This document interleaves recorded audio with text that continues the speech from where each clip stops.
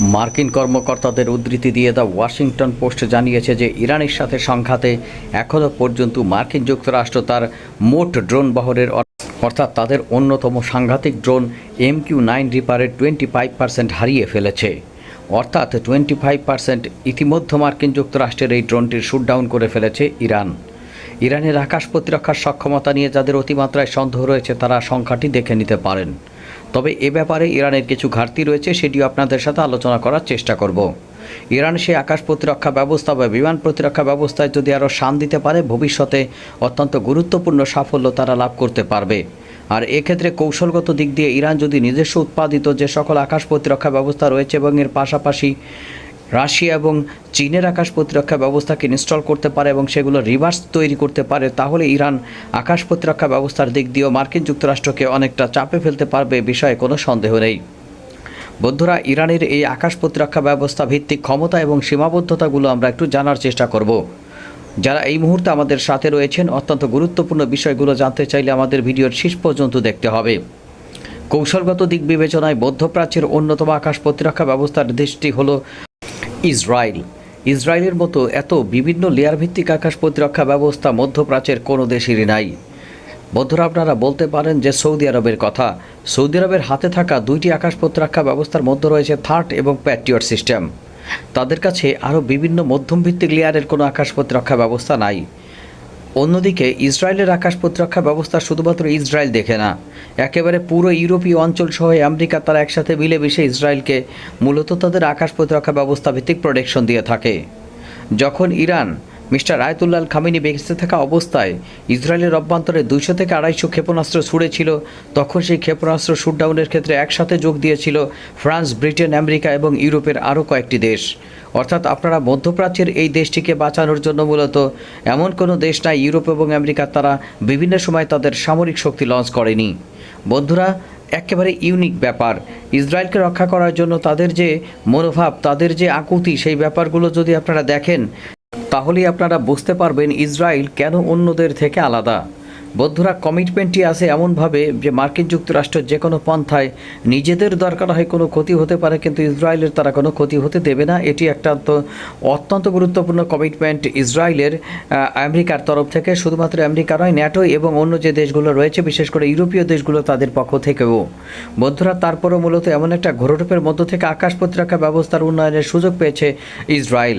তারা মার্কিন যুক্তরাষ্ট্রের বিভিন্ন প্রতিষ্ঠানের সাথে একত্রিত হয়ে তাদের আকাশ প্রতিরক্ষা ব্যবস্থায় রক্ষার জন্য আরও গুরুত্বপূর্ণ ঢাল তৈরি করার জন্য বিভিন্ন ধরনের ক্ষেপণাস্ত্র বা লেয়ার ভিত্তিক ক্ষেপণাস্ত্র উন্নত করেছে। বন্ধুরা, ইরানও চেষ্টা করেছে নিজের মতো করে নিজে কিছু করতে, কিন্তু মার্কিন যুক্তরাষ্ট্র এবং ইসরায়েলের যৌথ ব্যবস্থাপনায় তারা যে সকল ক্ষেপণাস্ত্র প্রতিরক্ষা ব্যবস্থা নিজেদের বাহিনীতে যুক্ত করতে পেরেছে, বন্ধুরা, অন্য দেশগুলো তা পারেনি। তাদের মধ্যে রয়েছে অনেকগুলো লেয়ার ভিত্তিক ডিফেন্স সিস্টেম এবং দূরপাল্লার ব্যালিস্টিক মিসাইলগুলোকে প্রতিহত করার জন্য অত্যন্ত গুরুত্বপূর্ণ ডিফেন্স সিস্টেম, যেটি মূলত তারা তৈরি করেছে ইরানের হুমকিকে মাথায় রেখে। মধ্যপ্রাচ্যে শুধুমাত্র ইরানের হুমকিকে মাথায় রেখেই তারা এটি তৈরি করেনি, এমনকি দূরপাল্লার যে সকল মুসলিম দেশগুলো মূলত নিজেদের ক্ষেপণাস্ত্র নিয়ে আরও অতিমাত্রায় আগ্রহী এবং গবেষণা চলেছে, তাদের দিয়েও মূলত যে কোনো সময় ইসরায়েল আক্রান্ত হতে পারে সেটি মাথায় রেখে ইসরায়েল তার সামগ্রিক নিরাপত্তা ব্যবস্থা ঢেলে সাজিয়েছে। বন্ধুরা, তাদের হাতে রয়েছে দূরপাল্লার যে সকল ক্ষেপণাস্ত্রগুলো রয়েছে সেগুলোকে শুটডাউন করার জন্য অ্যারো 3, অ্যারো 2 এবং অ্যারো 3। বন্ধুরা, এর বাইরে মধ্যম পাল্লার ক্ষেপণাস্ত্রগুলোকে শুটডাউন করার জন্য ডেভিড সিলিং, শর্ট রেঞ্জের শুটডাউন বা পয়েন্ট ডিফেন্সের জন্য তাদের কাছে রয়েছে আয়রন ডোম। এর পাশাপাশি বন্ধুরা, থার্ড সিস্টেমটি মোতায়েন করা হয় ইসরায়েলকে বিভিন্ন সময় প্রোটেকশন দেওয়ার জন্য। তবে দিন শেষে একটা কথা বলা যেতে পারে, পৃথিবীর কোনো আকাশ প্রতিরক্ষা ব্যবস্থায় আপনাকে 100% নিরাপত্তা দেবে না। যতই আধুনিক আকাশ প্রতিরক্ষা ব্যবস্থা হোক না কেন, তার মধ্যেও ফাঁক ফোকর রয়েছে। আর এই ফাঁক ফোকরগুলো বিভিন্ন সময় অত্যন্ত গুরুত্বপূর্ণ অবস্থায় ইরানি ক্ষেপণাস্ত্রগুলো ইসরায়েলের বিভিন্ন পয়েন্টে আঘাত করতে সমর্থ হয়েছে। এটি মূলত ইরানের আত্মবিশ্বাস বাড়িয়ে দিয়েছে পরবর্তীতে নিজেদের ক্ষেপণাস্ত্র প্রজেক্টের জন্য।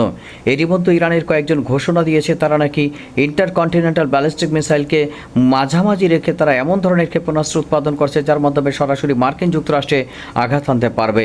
মার্কিন যুক্তরাষ্ট্রে আঘাত আনতে হলে 12 12,000 থেকে 13,000 কিলোমিটার পাল্লার ক্ষেপণাস্ত্রের প্রয়োজন। বন্ধুরা, এক্ষেত্রে ইরান ঘোষণা দিয়েছে তারা 15,000 কিলোমিটার পাল্লার ক্ষেপণাস্ত্র তৈরি করবে। বন্ধুরা, তাদের কাছে যে সকল ক্ষেপণাস্ত্র রয়েছে তাদের মধ্যে 4,000 কিলোমিটার দূরের একটা ক্ষেপণাস্ত্রই সবচেয়ে গুরুত্বপূর্ণ এবং দূরপাল্লার ক্ষেপণাস্ত্র হিসেবে পরিচিত। অর্থাৎ ইরানের হাতে থাকা 3,500 পর্যন্ত সর্বোচ্চ 4,000 কিলোমিটার পাল্লার এই ক্ষেপণাস্ত্রকে এখন তারা এক্সটেন্ড করে 5,500 অথবা দূরপাল্লার ইন্টারকন্টিনেন্টাল ব্যালিস্টিক মিসাইলে রূপান্তর করতে চায়। বন্ধুরা, ইরানের ক্ষেপণাস্ত্রগুলো মূলত রাশিয়া এবং উত্তর কোরিয়ার ক্ষেপণাস্ত্রের লং রেঞ্জের আপনার ডাইভার্সনগুলো। বন্ধুরা, ইতিমধ্যে উত্তর কোরিয়া কয়েকটা ক্ষেপণাস্ত্র লঞ্চ করেছে, যার মধ্যে একটা রয়েছে হোসান 17, হোসান 18 এবং হোসান 19। এগুলোর পাল্লার অর্থাৎ প্রত্যেকটার পাল্লার 12,000 কিলোমিটার থেকে 15,000 কিলোমিটারের মধ্যে। মূলত ইরান এই উত্তর কোরিয়ার কাছ থেকে কি এই ধরনের দূরপাল্লার ক্ষেপণাস্ত্র পাচ্ছে, যার মাধ্যমে মূলত মার্কিন মুলুকে আঘাত আনতে পারবে? বন্ধুরা, তারা তাদের সামগ্রিক প্রস্তুতি অব্যাহত রেখেছে এবং যে কোনো সময় তারা এগুলো ঘটিয়ে দিতে পারে, কারণ রিভার্স ইঞ্জিনিয়ারিংয়ের ক্ষেত্রে সমরাস্ত্র উৎপাদনের পরীক্ষায় ইরান এই মুহূর্তে অত্যন্ত ভালো করছে। তাছাড়া দীর্ঘমেয়াদী নিজেদের অভ্যন্তরীণ শিল্পের সাফল্যের কারণে, রিসার্চের কারণে এখন তারা সামরিক শিল্পের দিক দিয়ে কোনো নির্দিষ্ট দেশের উপরে নির্ভরশীল নয়। তারা নিজেদের সমরাস্ত্র নিজেরাই খুব ভালোভাবে উৎপাদন করতে পারে এবং সেগুলো কার্যকরী এবং ব্যবহার করা যায়। এটি পরিপূর্ণভাবে দেখিয়ে দিয়েছে তারা আত্মঘাতী ড্রোন হামলার মাধ্যমে পুরো বিশ্বকে কাঁপিয়ে দিয়েছে যে ইরানের ড্রোনের সাথে বেশি বাড়াবাড়ি করলে তাদের কী পরিণতি হতে পারে। বন্ধুরা, ইউক্রেন অতিমাত্রায় সাহসী হয়েছিল, রাশিয়ার মাধ্যমে ইউক্রেনকে ধসিয়ে দিয়েছে পরিপূর্ণভাবে। আর এরই মধ্যে মূলত ইরানের আকাশ প্রতিরক্ষা ব্যবস্থা নিয়ে তারা কাজ করছে। বন্ধুরা, সময়ের বিবর্তনে বা সময়ের সাথে ইরানের আকাশ প্রতিরক্ষা ব্যবস্থা বা ডিফেন্স সিস্টেম আরও উন্নত হবে, এই বিষয়ে কোনো সন্দেহ নেই এবং সেই উন্নয়নের প্রক্রিয়া ইতিমধ্যে শুরু হয়ে গেছে। আর সেটি আপনাদের সামনে একটু তুলে ধরতে চাই। আশা করি শেষ পর্যন্ত আমাদের সাথে থাকবেন, একটুও না টেনে। বন্ধুরা, তাহলে চলুন শুরু করা যাক। মার্কিন কর্মকর্তাদের উদ্ধৃতি দিয়ে দ্য ওয়াশিংটন পোস্ট জানিয়েছে যে ইরানের সাথে সংঘাতের সময় মার্কিন সামরিক বাহিনী অন্তত 45টি MQ-9 রিপার ড্রোন হারিয়েছে, যা তাদের মোট ড্রোন বহরের প্রায় 25%। প্রতিটি রিপার ড্রোনের দাম প্রায় 5 কোটি টাকা বা $50 মিলিয়ন পর্যন্ত হতে পারে। ফলে এই ক্ষতির আর্থিক মূল্য এখনও পর্যন্ত 130 কোটি মার্কিন ডলার বা $1.3 বিলিয়নেরও বেশি হতে পারে বলে ধারণা করা হচ্ছে। ড্রোন হারানোর এই ঘটনার পাশাপাশি থার্ড বা প্যাট্রিয়ট ইন্টারসেপ্টর ক্ষেপণাস্ত্রের বিধ্বংসী মজুদ ব্যবস্থায় কমে যাওয়া নিয়ে উদ্বেগ বাড়ছে পেন্টাগন শিবিরে। এসব বিষয়ে দীর্ঘমেয়াদী সংঘাত চালিয়ে যাওয়ার পাশাপাশি ভবিষ্যতের সম্ভাব্য হুমকি মোকাবেলায় যুক্তরাষ্ট্রের সক্ষমতা নিয়ে প্রশ্ন তুলেছে বিভিন্ন আন্তর্জাতিক গণমাধ্যম এবং সামরিক বিশেষজ্ঞগণ। বন্ধুরা, পুরো বিষয়টি আসলে আপনি যেভাবে দেখছেন আসলে সেভাবে নয়। আমেরিকা যেভাবে চিত্রায়িত করতে চেয়েছিল বা মিস্টার ডোনাল্ড ট্রাম্প যেভাবে ইরান মার্কিন সংঘাতকে চিত্রায়িত করতে চেয়েছিল, বিভিন্ন সামরিক বিশেষজ্ঞ, বিশেষ করে মার্কিন যুক্তরাষ্ট্রের অভ্যন্তরভাগ থেকে বিভিন্ন সামরিক বিশেষজ্ঞকে আপনারা যদি এই বিষয়ে প্রশ্ন করেন তাহলে অনেকে বলেছেন ইতিমধ্যে আমেরিকা এই যুদ্ধে হেরে গেছে।